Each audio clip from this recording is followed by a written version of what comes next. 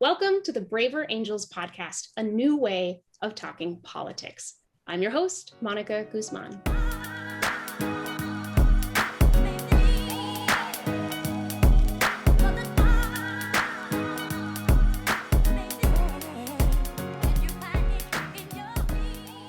I am thrilled to be here today with our guest, Joy Mayer. She has just launched an effort to help conservatives trust journalists again. But first, she wants to make sure that journalists can earn that trust. Before I introduce Joy, a little background. In my work at Braver Angels, I meet a lot of people, left, right, and center, who for their own reasons want to end the toxic division that keeps our society from functioning as it could. And one thing that just about all of them can agree on is that the relationship with our news media needs serious work. Now, just last month, we went in on all the ways that our national media can amplify our polarization. But one thing always gets lost in that conversation: local media. Your local newspaper, if you're lucky enough to still have one, the reporter next door, if the gig survives where you live. The news media ultimately is not just an institution, intentionally or unintentionally amplifying our divisions. It's human beings spread across the country trying to tell stories that matter.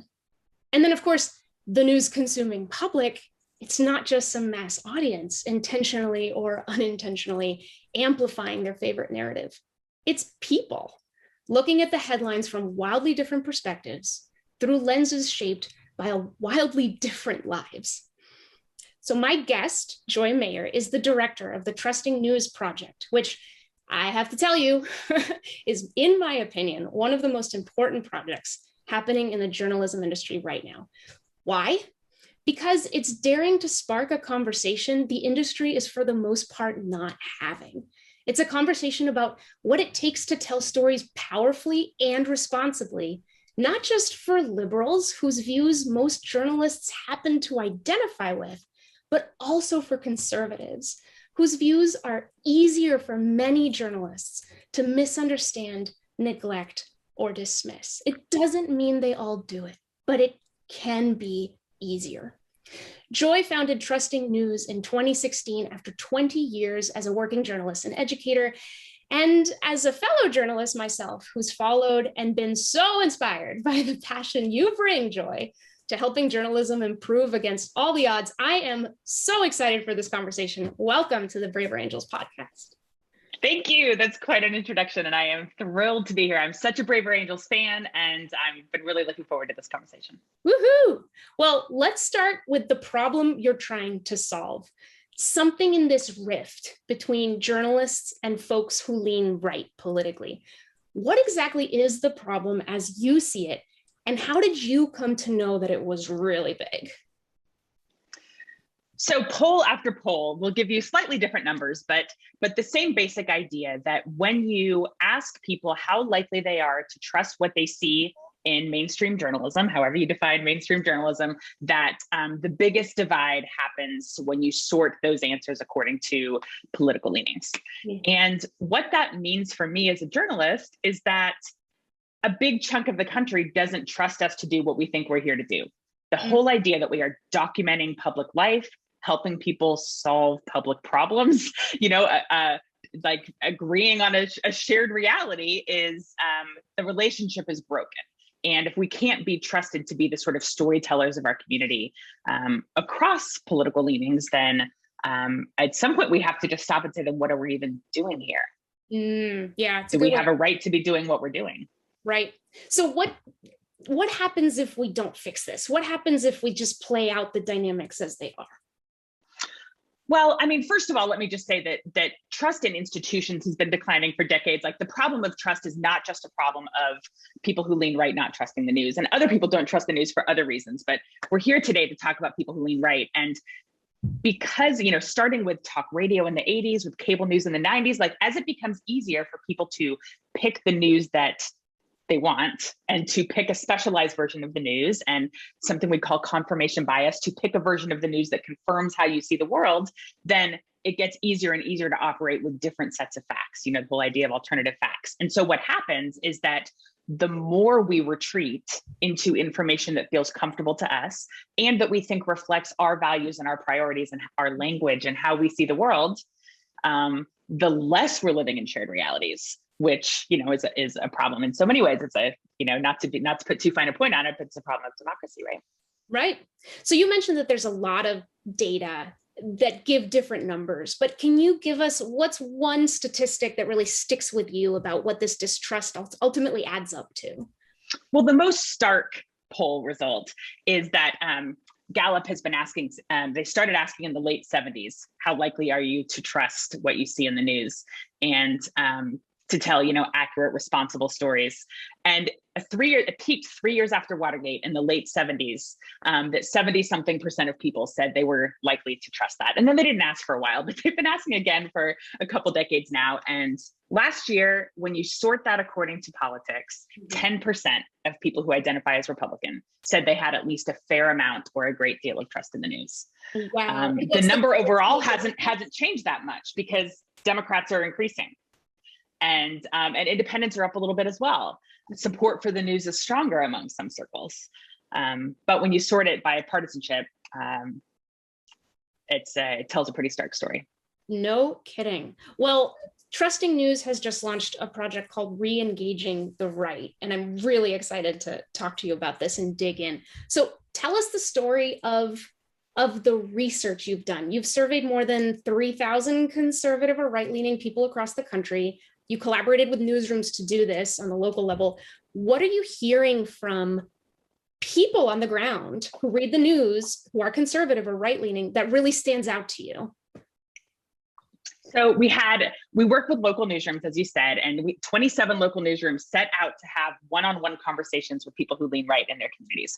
And so first of all, the people who self-select into these interviews they have at least enough faith in the local news organization to think the conversation is worth their time. So it wasn't the most extreme haters of news, because those people would just say, never, why in the world would I spend an hour with you?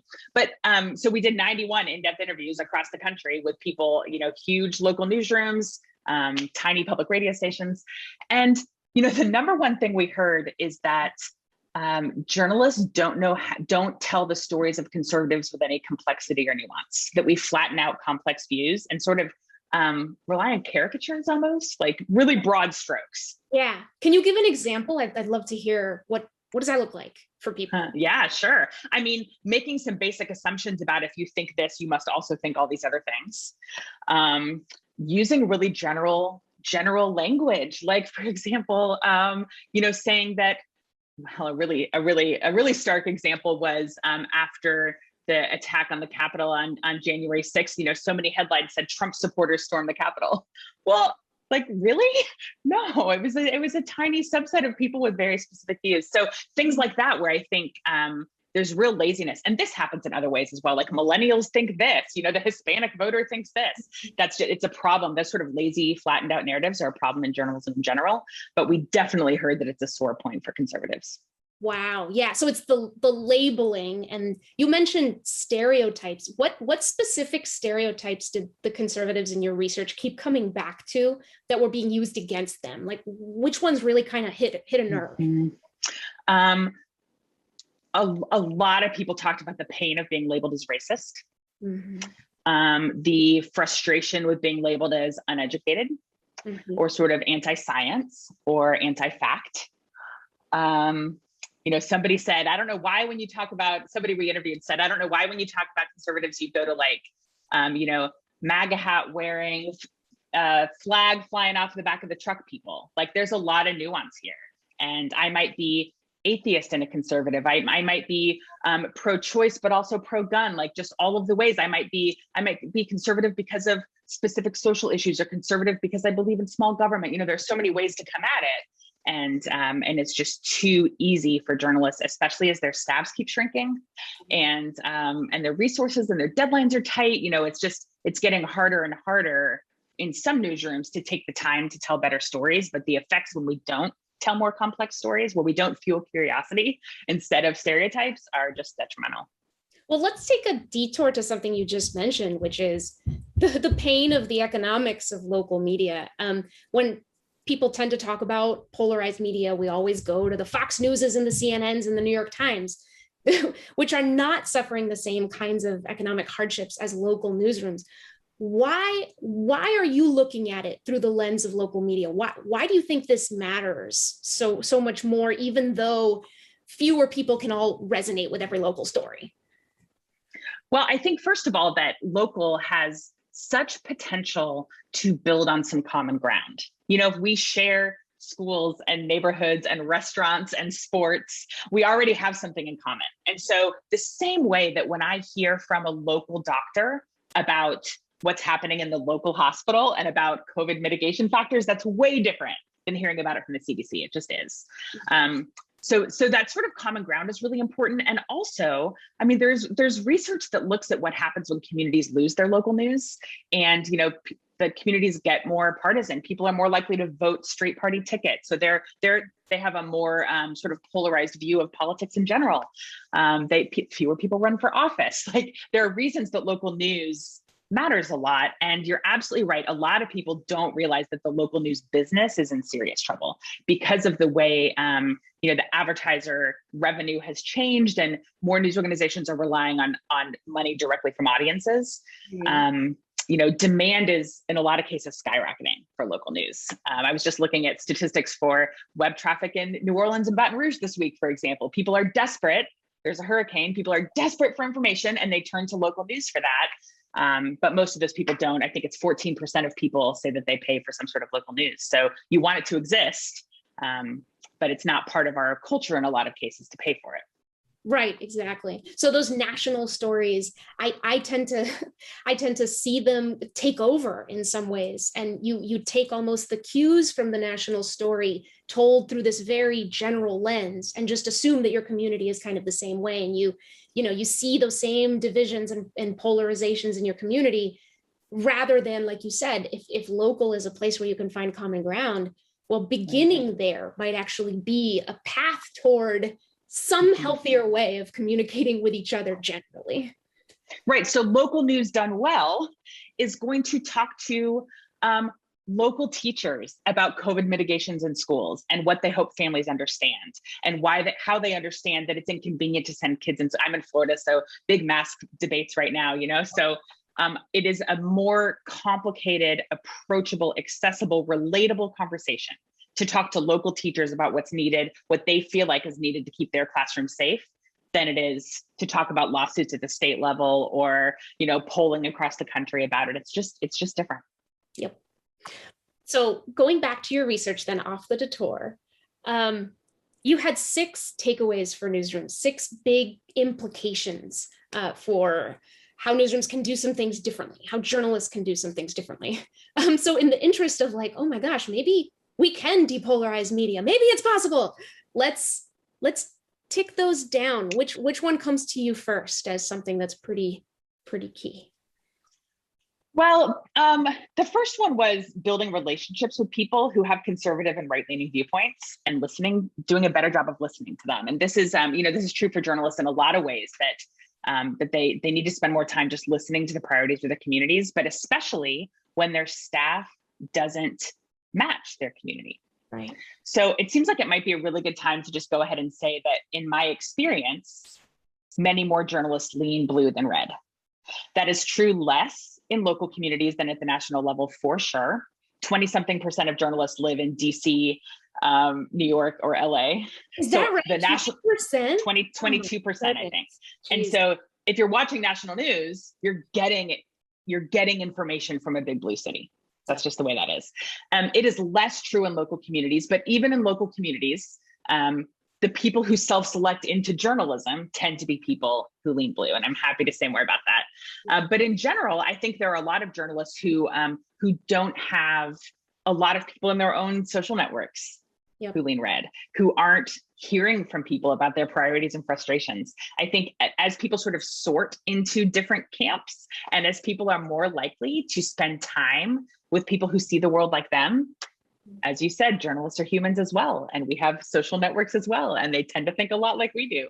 So I think, we heard loud and clear from the conservatives we interviewed that it's really important to do a better job just fundamentally understanding conservative perspectives.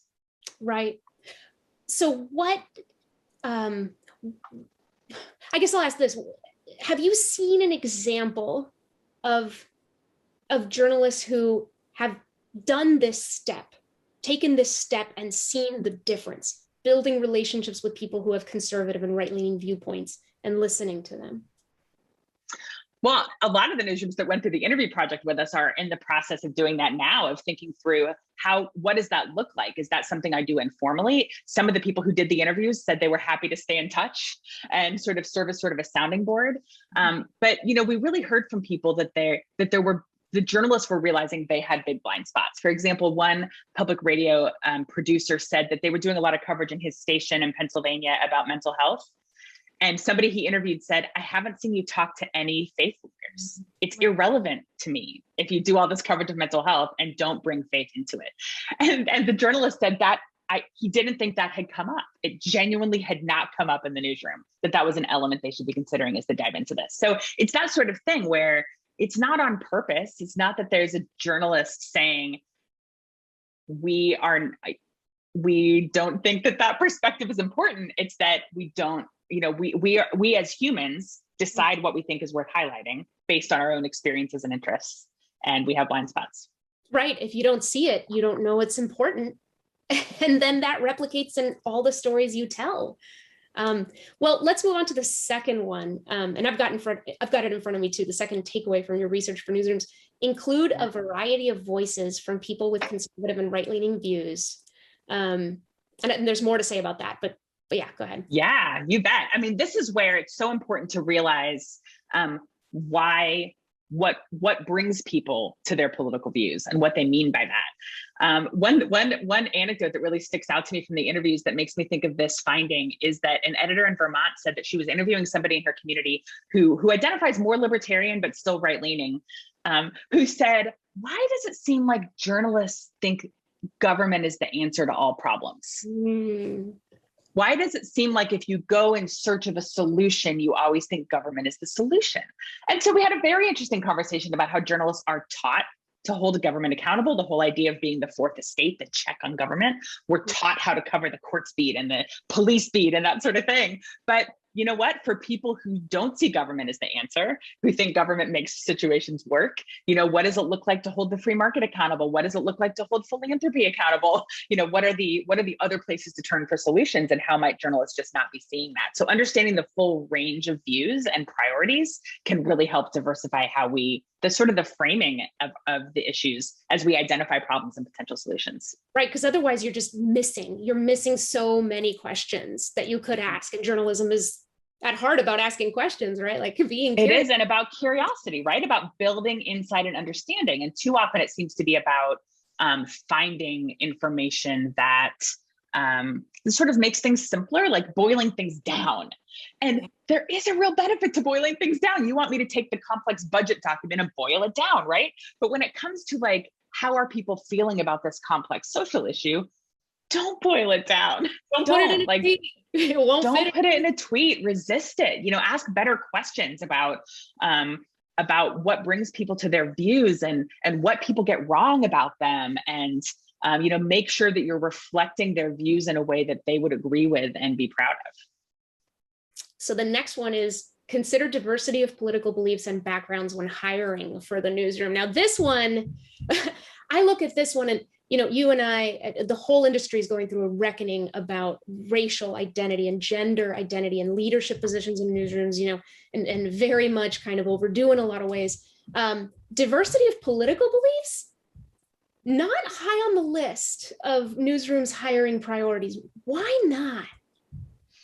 Well, there are a few reasons. I mean, first of all, it is not obvious, right? A newsroom has to grapple with diversity of gender and race and ethnicity because it's something that is seen. And so the community can say, who's on your staff again?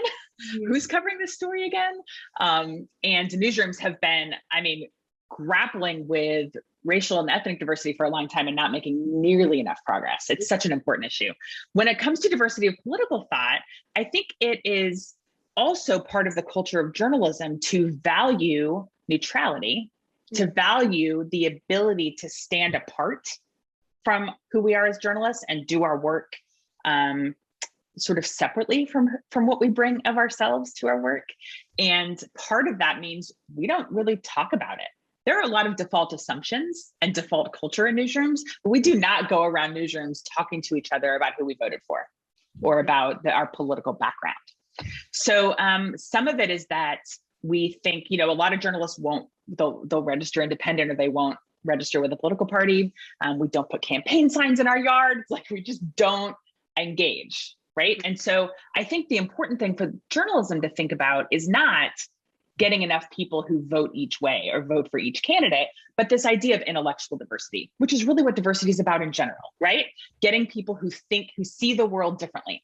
Right. So that you layer one view on top of another, and you have something that has a chance of connecting with the so that you can check each other, right? And say, wait, but didn't you think to identify a faith leader to talk to for that package on mental health, right? Absolutely. And so I think one of the things we really hope to do is guide newsrooms through questions about who's on their staff, about their intellectual diversity, about their potential blind spots, so that they can just account for them, be honest about it and account for them.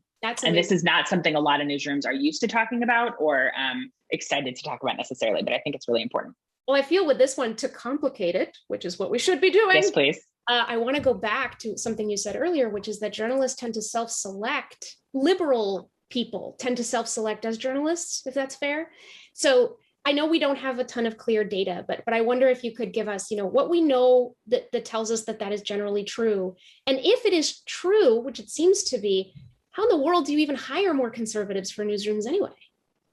Right? Because if it's true that it's a natural selection, is it even? And if it is, how do we overcome that? So I know that I don't have data to share about what percentage of journalists lean each way, because again, I don't know that there's a lot of data out there about that. And I certainly have never been asked as a journalist to answer a poll question about my political leanings or who I voted for. But I will say that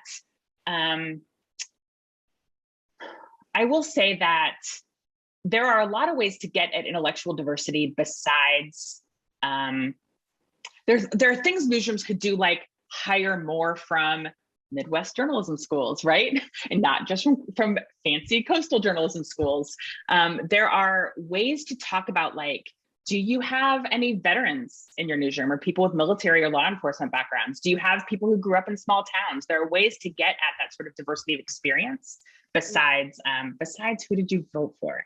Mm-hmm. I also think there's value in looking at this not from a partisan lens, but through a values lens. There was really interesting research earlier this year from the American Press Institute that looked at how the value of the core values of journalism and of journalists, and the core values of US adults, and what they have in common and what they sort of assume about each other. Things like journalists value the idea of social criticism, that you point out what's wrong so that you can solve problems. Journalists spend a lot of time pointing out what's wrong.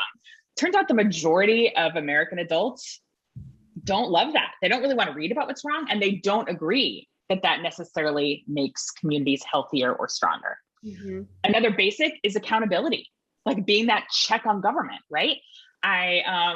Journalists spend a lot of time making sure that the people who get taxpayer dollars, the people basic democratic functions, the people in positions of power, that somebody's paying attention. Shining a no good deed done in the dark kind of situation. Well, it turns out a lot of American adults don't agree with that. A lot of people feel when you criticize a politician that they feel aligned with, they feel personally attacked. They value loyalty and authority more than they value that accountability when you boil it way down. And so, and not everybody feels that way. But certainly some basic reasons people go into journalism, the whole idea of giving voice to the voiceless, valuing sort of fairness and equity. There are a lot of sort of themes that run through journalism that definitely are more identified with people who lean left. Yeah, and I've got to pause and just tell our listeners that research, I also saw it, right when it came out, a little bit before actually, and it was mind blowing. For us journalists, I don't know if you can relate with me, Joy, but I saw that. Oh my gosh. What? My gosh. And it doesn't all map neatly along political lines. That's why I think we can have more nuanced conversations than just red and blue around this. I think that people who but it helps understand who goes into journalism, and articulating some of the core values of journalism helps helps complicate the conversation around where the values might not be in alignment. It's not just about who we vote for. Right, because it feels to me, taking a step back, that this conversation about trust and the broken relationship with journalists and the public, we keep taking more steps back. Like initially, maybe the conversation was a little more simple, like, oh, the trust is because journalists make mistakes and it kind of stinks or whatever. But and then we back up, we go, oh, maybe it's because of this. And then we back up more because we're still not fixing it. Maybe it's because of this. We back up more. And this idea, this research from API and NORC that just said, actually, the assumptions at the bedrock of journalism don't reflect Americans' overall assumptions of what journalism should do. That is, like, to me, one of the biggest sort of, whoa, now we've really stepped back. We're seeing it from a bird's eye view going, oh my gosh, way up at this level, something's broken. Way up here. Yeah. We've been trying to diagnose it surgically. Yep. And we're getting it wrong. Like, newsrooms will invest in sort of marketing campaigns that say, like, we're keeping an eye on your government for you. And it's actually hurting things, right? I know. But newsrooms get accusations around, like, a TV station we work with was looking into tips they had gotten that the city manager had misspent some money on a trip. Well, the assumption among people who are inclined to trust the journalism is that that's a basic function of journalism. Of course, if you get that tip that someone at the top of power of city government is misspending money, you have to look into that. The assumption of people unlikely to trust the newsroom are, you're out to get the city manager. Right. And so, understanding that so that you can address it in a way that says, look, this is not based on the political party of the city manager. This is not based on a grudge. We would be derelict in our duties if we said, no, we're not going to look into that. So we did, and here's what we found. That does not mean, however, that journalists don't have natural, that don't bring their own sort of stories to the table around who's a good guy and who's a bad guy, right? And who deserves sort of a lighter sentence, who's a good person who messed up, and who's sort of the villain in the story. I think that bears some real scrutiny. Absolutely. All right. Well, moving on. That one was a juicy one. Yes, it was. Let's keep going. Focus on story facts, not interpretation. This is a huge one. We hear from people a lot that they just want the facts. Yeah. Now, I'm going to jump in for a second and say that I hope people will investigate their own news diets, if that's really what they mean, because a lot of people get information that is not just facts. People it's comforting to get information that confirms how you see the world. And there's nothing wrong with that as long as you're aware that that's what you're doing. But when people do say that they want just the facts, what we're looking at with our partner newsrooms is, what are the signals of that? For example, one partner newsroom said that they had run a story with, I think it was their mayor or somebody had made a decision. And the reporter said this, so-and-so, the mayor, comma, who is up for re-election, comma, and then went on with the rest of the sentence. Well, that is an interjection by the reporter because he thinks that the fact that mayor's running for office again was relevant, right? The question of whether the looming election was relevant, was a factor in the mayor's decisions, is a judgment call by the reporter. That's right. Right? Yep. When do you say the political party of a judge or somebody who was an elected official of any variety? Are we consistent in how we do that? How do we decide? And so that feels to people like interpretation. If you're telling me that he was influenced by political motivations, not by what's best for the community, that's a judgment call. And so I think it's important for journalists to take a real hard look, to be more critical of each other, more sort of just to scrutinize, to be more aware of the implication of what we include and when. What feels like context to us is, of course, a judgment call. To help you understand this issue, we're going to give you this extra bit of information, all factual, but the way it's pieced together can leave an impression about what we think is right or wrong, or what we think is relevant or not relevant. Journalism is done by humans. It's a whole bunch of judgment calls. It's also a team sport, and we need to be able to rely on each other to be more consistent with those judgment calls. Right. And I think too about story selection. This comes up a lot in the national media because you can tell very starkly, how Fox News and CNN would cover the same event differently. But in local, do those cues also come up, where conservatives say, they're not even covering the stories at all that I think matter, or they're reframing it in a way that I don't recognize. Like, tell us about that. What are you hearing from the local level? Yeah, absolutely. I mean, people cover what they see in their own lives, what they hear from the people around them. When journalists sit around and say, what's important today, right? You're going to be influenced by whatever stage of life your kids are at, by whatever part of town you live in. And, there are a lot of ways that journalists, as we were saying, like have a lot in common with each other. They tend to live in similar parts of town. They tend to live in the suburbs of big cities, not in the inner city. What they see is limited by their own experience. And so, and also, Monty, you and I could go out to cover the same event and talk to different people and find different things interesting. We're going to go cover like a arts fair downtown, and we're going to come back with vastly different stories. And so I think there's some of that that's unavoidable. The goal is not to remove humanity from journalism at all. I think it's a matter of like being honest about where we're coming from and being aware of what we might be missing because of where we're coming from. Right. So the next one, correct mistakes promptly to demonstrate trustworthiness. So what does promptly mean? Like, the journalist in me goes, but we do correct mistakes promptly, don't we? We do this fine. Well, first of all, to your defensiveness, I will say that any complaint about journalism, any accusation about journalism, I can find you examples where it's true. Right. Where they don't care about accuracy, where they do sensationalize things, where they do make a bunch of decisions based on what's going to make them money, although there's not nearly as much money in journalism as people think there are. I have never worked in a newsroom that did not care deeply about accuracy. I have never worked with journalists that did not just worry when they publish something big that they've gotten something wrong and just feel sick to their stomach if they get something wrong. I had nightmares in my career. The next day's story, I couldn't just sleep. Panicked, right? Oh my gosh, what if I miss something? It's somebody's life. It's my responsibility. It's somebody's reputation. It's just like, terrifying.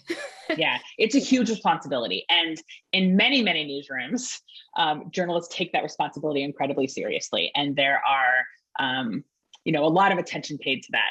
I will also say that the percentage of newsrooms where that's true is higher on a local level. Like, you can find, if you're going to go on a hunt for outlets that aren't that invested in whether they get something wrong, that don't publicly on the record correct their errors, you can find them. They're going to be national, much more than they're going to be local, right? Yeah. And so, yes, the idea is that any news outlet that gets something wrong needs to, a substantive, like not a typo that something was misspelled necessarily, but a substantive error is going to come back and use the same platform to say, look, we got something wrong. Sometimes here's how it happened. And here's what we meant to say or should have said. Sometimes it's because we messed up. Sometimes it's because a source gave us incorrect information. Either way, it doesn't matter. It was wrong. Here you go. We forget, however, that because of how people consume news now, we're showing up in somebody's feed in the middle of a whole lot of other information. And if we come back the next day and correct the story, like, people aren't coming back to the story to see the note at the top that said this used to be wrong. Now it's right. They're not going to tune into the newscast the next day to hear what we got wrong yesterday. So it's complicated, but I think that one thing I often recommend to people when they're trying to find responsible news is see if they have a corrections policy posted and see if they publicly correct errors. That's a big deal. Ooh, that's a great shortcut. Wow. See if they'll post their ethics policies, which a lot of newsrooms do. Yeah. In general, my conflict of interest policy, my, our accuracy policy, our how we handle photo ethics, all that sort of thing. Wow. So the last one, don't criticize only one side of an issue. So that one also gets my sort of inner journalist reacting defensively because I go, wait a minute, journalism is supposed to be about telling both sides, even though that's become complicated with outdated modes of objectivity and transparency. We don't have to get into all that, but don't criticize only one side of an issue. Wait, when do we do that when we're not supposed to be doing it? Well, we do it accidentally a lot. Yeah. And sometimes we do it negligently without realizing it. And one of the ways that one of the ways that I like to think about it is sort of heroes and villains in stories, are sort of assumptions about right and wrong in stories. One issue that I've been watching to see how local newsrooms cover it is the eviction moratoriums around COVID, right? And so all the stories you see about people being displaced and about people on the verge of homelessness, really valid stories, absolutely should be told. there is sometimes what feels like an assumption that those are the people harmed by the current situation, and those are the people needing protection in the current situation, which I think is true. However, there are a lot of types of landlords, right? And not all landlords are people who have lots of money that they can spare while they let people live in their place for free. And so I think that, I haven't seen as many stories about what happens to small landlords when the rent money's not coming in. That's just an example of how, it's partly criticizing, but it's partly just about like whose story, who are we standing up for here? Who's not getting heard, right? Right. And we end up standing up, journalists often end up standing up for the people they think need the most help. But there might be many stakeholders, and is it the journalist's job to just pick the one who should be prioritized and dismiss the rest? And that gets to your road to pluralism, which we'll get to. But I have to take a step back here, because I think at this point, hopefully to our viewers and listeners, it's sort of clear how much you care about this and how invested you are and the passion you bring to it and the thoughtfulness. So I have to ask, why in an industry that does not want to have this conversation, are you committing so much of your energy to name it and articulate it? Tell us what brought you to this. Well, what brought me to founding Trusting News in general is realizing that I was teaching at the Missouri School of Journalism, and I was teaching this specialty within journalism that we call community engagement. That's really about being responsive and in touch with the people you aim to serve. So what feedback are you getting from your community? What do they need from you? What questions do they have about your work? Are you being accountable to the people you aim to serve? And it was becoming clear to me 6-7 years ago that our efforts to connect with our community were really hindered by a basic level of mistrust. Like, no matter what we did, it didn't seem to matter. We weren't going to reach some people. And so I really wanted to dive into trust. And the reason is I was working on behalf of a local newsroom in this college town in Missouri and realizing that I had such strong feelings about the integrity of our work, about what I was teaching student journalists to do, about the role we played in the civic life of our community. Like, communities need access to responsible information in order to function and to self-govern, right? This matters so deeply to me. I learned that actually really early on. I came of age as a journalist, as a college journalist. I was at the University of Oklahoma, and I covered the Oklahoma City bombing. And I was managing my student newsroom's coverage of the bombing, and taking phone calls from people saying, I can't get a hold of my mom. Is there any way you can help and see if she's okay? And what roads are closed and open? And this idea that we were just so vitally important to people's ability to get information they really needed. I was lucky enough to learn early on, and from a wonderful college media advisor, that journalism is a public service. And I believe that so strongly. And so the idea that a lot of people don't think journalism is bad for democracy instead of good, that just eats at my soul. I don't know. My heart hurts when I hear that. And I am not here to defend all of journalism at all. There are plenty of irresponsible things done in the name of journalism. And I start my trainings with newsrooms with that. Like, just remember, you're part of this really complex media landscape. And it's rational to be skeptical of journalism. That's how it works. We value skepticism. You should be skeptical. However, the newsrooms I work with are responsible and work really hard, and they're mission driven, and they have solid ethics and integrity. And I want them to be able to do their work, and I want them to be able to do their work in a way that resonates with their entire community. Mm-hmm. You talked about blind spots. I mean, that's kind of at the basis of all this. I wrote down in my notebook, because it was like, you got it kind of simply, that what you see is limited by your own experience. That's true of everyone, With journalists, it's sort of the effect, the results are amplified because we're telling stories for everyone else, right? Or we're pretending that it's a big responsibility. Yeah. No kidding. So what is in the way? Why is this a conversation that is not being had? After we've been talking, it's just like so clear as it has been in my mind for a while that this is critical. And you and I look around, and I'll speak for myself. I look around at the industry and I go, where's the action? Yeah, I think that for those of us having these conversations and immersed in the research and immersed in the work and immersed in the audience feedback, it is starting to feel like this is how are we not all talking about this? Exactly. Right? And that's definitely where we are. And we're recruiting newsrooms to help us come up with solutions and to figure out what works. And There are definitely newsrooms out there willing to do that. I think that it's harder to see the problem if you work in a national newsroom. I think it's harder to see the problem if you work in a big city, frankly. If your interaction, Why? well, if you're because of who we are as people and our own social networks. Like if you work in DC and your interaction with people who voted for Donald Trump is in the comments section of your news site, like you're not getting the view. The most extreme people hang out in comment sections, and they're not, there's the dialogue there is not known for being rational, thoughtful, nuanced, right? And so if that's your view, it's way too easy to think, well, those people aren't going to believe us no matter what we do. So why would I bother? I know that what I'm doing is fair. I'm working hard. I'm just going to keep doing what I'm doing.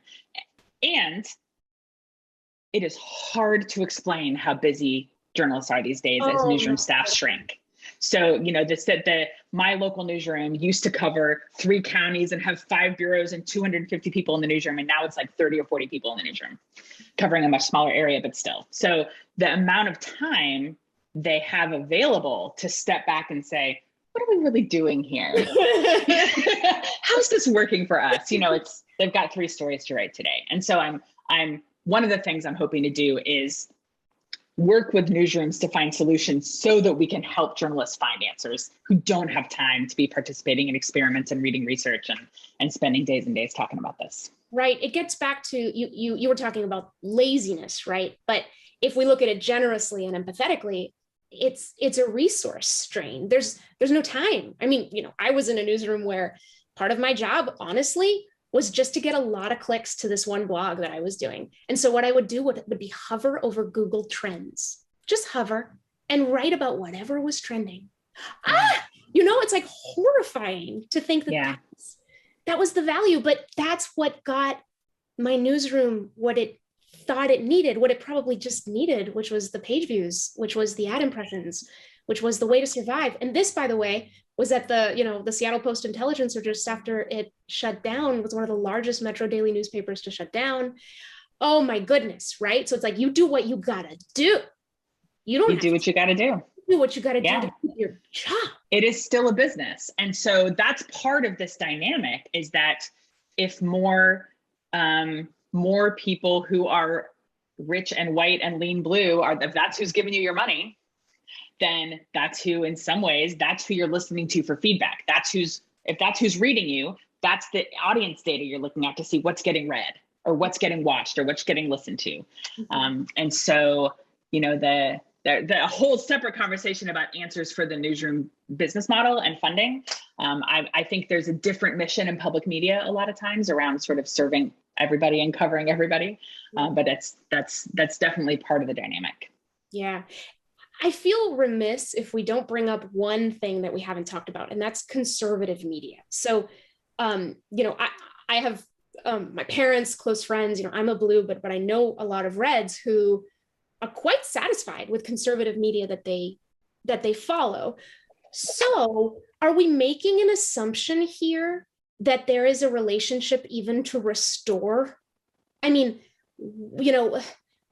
what makes us so sure that, that some conservatives who've really lost a lot of trust in mainstream media even feel the lack of whatever they've lost, right? That, well, isn't conservative media there precisely to be able to connect with this group? Isn't it part of a healthy media ecosystem? Are we, and I know you're focused on local, so I don't want to push you somewhere that you don't want to go, but like, how do you account for that piece?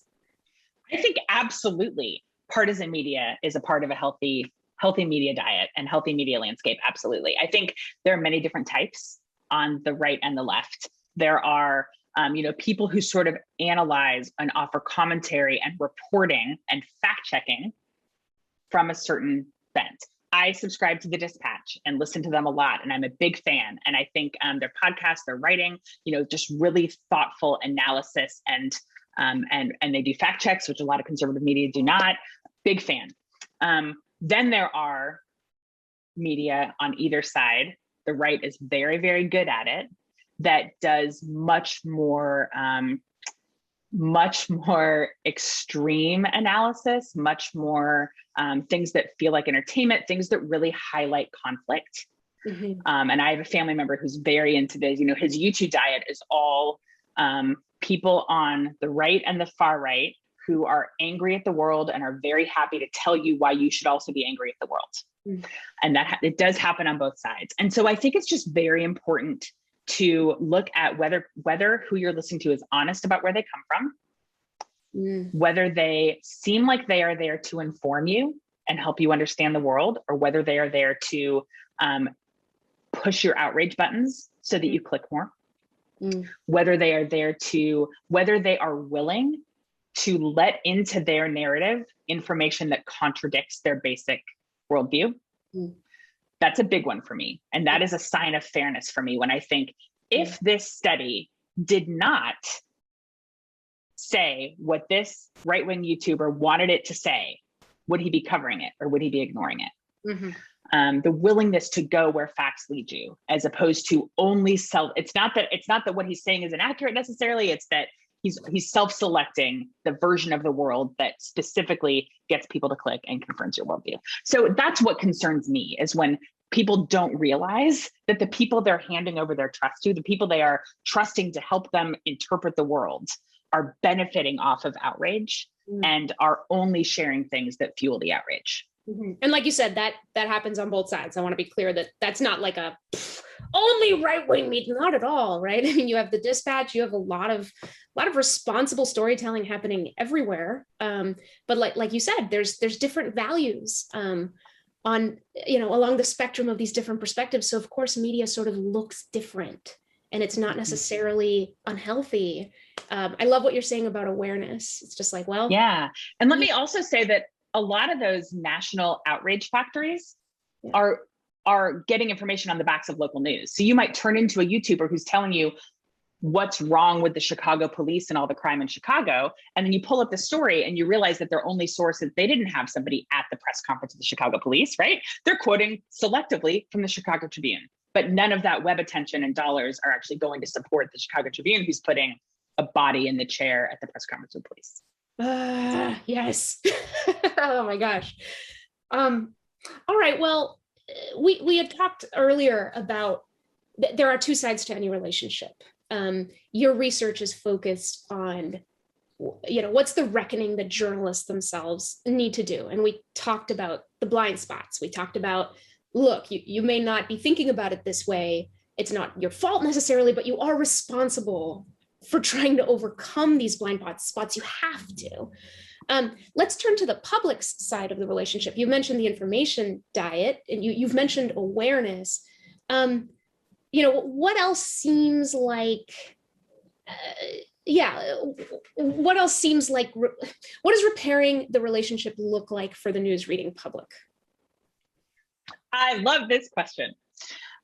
Let's say that we start with the radical idea that we stop using the phrase the media to refer to everybody, because that is talk radio. It's a local blog. It's, the community station on your local TV. I mean, it's everything, right? The media is huge, and the media doesn't do anything altogether. And there's not a narrative that runs through the media, right? And so I think that as we talk about journalism and the news profession and what it gets right and what it gets wrong, I just really implore people to use more specific words. And also to recognize that local news is just a different animal, and that the same people you are critiquing, really fairly and justifiably critiquing as they cover mask mandates in schools and growth and development in city council, are the same people who live in your neighborhoods and are covering the new traffic circle downtown and how you should drive, and the opening of the art season and high school sports. It is a group of people who they're writing obits, when your grandma dies. And so I think that that doesn't mean that they don't have faults and aren't worthy of critiquing. It does mean that the assumption that when people want to critique bias in the news, they don't usually have in mind obits and the traffic circle and high school sports. Right. And so local news means a lot of things. And if you would like to get your weather report and to know how high the water is when the hurricane's coming in, the dollars to support local news are doing that as well, not just paying for someone to go to city council.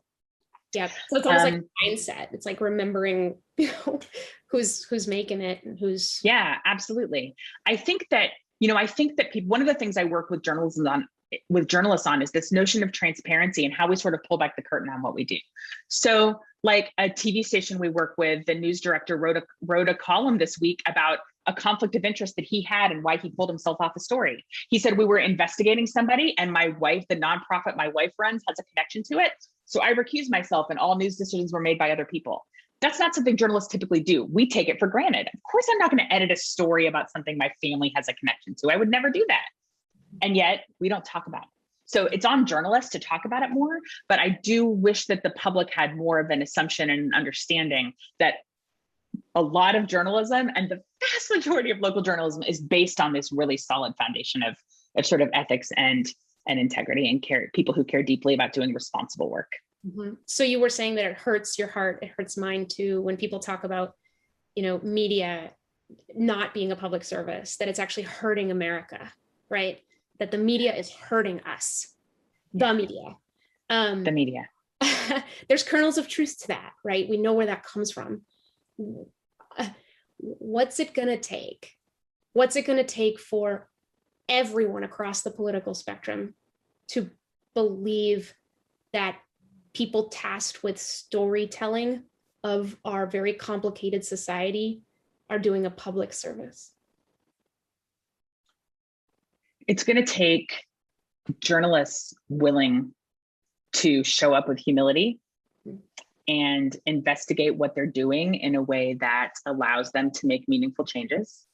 And it's going to take a public not giving up on journalism. Mm-hmm. It's going to take a public willing to demand better journalism, to point out what journalists are getting wrong, especially on the local level, to, when possible, throw some financial support to journalism, because it's very expensive to do it. If you agree with the basic notion, even in an ideological sense, that communities need access to solid information, that the dollars to support that have to come from somewhere. And so I just really encourage people to support local news if you can, and to find an email address for somebody who works at the local news organization in your community that you think has the most potential, that you think is investing the most in really covering community life. That might be your local newspaper. It might be a local radio station or TV station. It might be, there's a wonderful organization called the Investigative News Network that has a membership directory, and it's nonprofit investigative journalism. Figure out if there's one in your community, and send them a few dollars, or email them and tell them what you'd like them to cover. Like, don't give up on them. Keep saying, why aren't you covering this? Why am I not seeing this? Do you want help finding a source to talk to for this? Don't give up on them. I love that. In journalism, it's easier to focus on problems and solutions. There's a bunch of movements like the Solutions Journalism Network to try to get journalists to actually flip that formula and talk about what solutions might be. You've proposed one you're calling the Road to Pluralism. So what is that, and how did it birth from all of this research you've done?